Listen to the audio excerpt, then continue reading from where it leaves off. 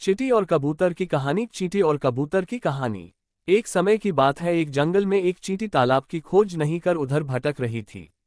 जैसे ही चींटी पानी के लिए इधर उधर भटक रही थी, जंगल में बहुत ज्यादा पानी ढूंढने के बाद मुझे एक झील दिखाई दिया।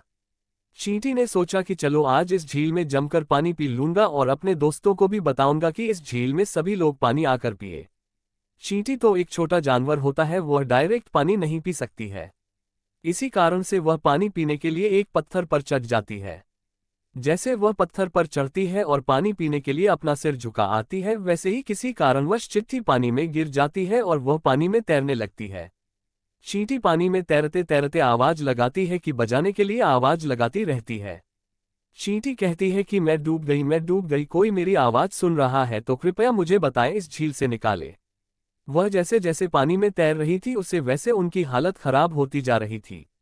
किंतु चींटी एक बहुत छोटा जानवर है और उन्हें तैरकर किनारे आने में बहुत ज्यादा टाइम लग जाएगा।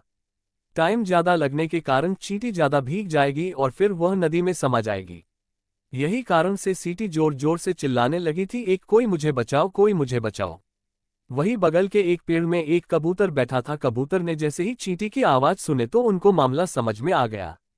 पेड़ पर बैठे कबूतर को नदी में डूबी चींटी को देखकर मामला समझ गया। कबूतर ने सोचा कि यह सी टीम बहुत ज्यादा मुसीबत में है कि नहीं से बचाने का कोई तरकीब सोचा जाए। फौरन कबूतर ने पेड़ में से एक पत्थर तोड़ा और फौरन जाकर नदी में फेंक दिया।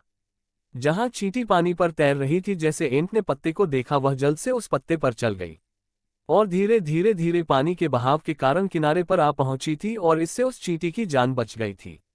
जैसे ही चींटी बाहर निकली उसने कबूतर को धन्यवाद कहा और कहा कि अगर आपकी जिंदगी में कभी मेरी जरूरत पड़े तो आप बेझिझक मुझे याद कर लेना। मैं हमेशा आपकी मदद करने के लिए तैयार रहूंगा। मुझे बचाने के लिए आपका शुक्रिया। ये बोलकर चींटी अपने घर चली जाती है।